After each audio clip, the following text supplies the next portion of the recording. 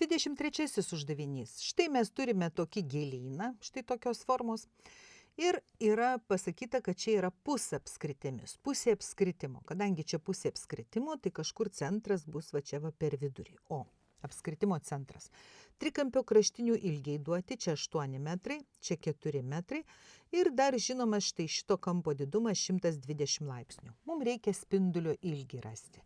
Tai turbūt akivaizdu, kadangi čia pusapskritimis, spindulio ilgis bus pusiai kraštinės BC ilgio lygus.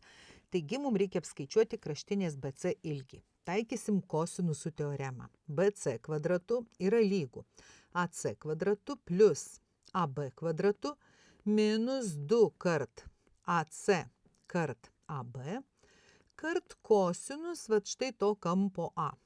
Įsirašome skaičius BC kvadratu lygu 8 kvadratu plus 4 kvadratu minus 2 kart 8 kart 4 kart kosinus 120.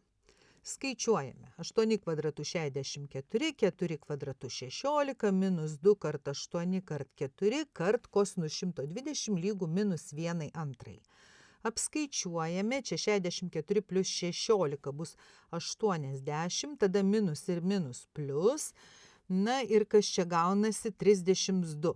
Lygų iš viso gaunu 112.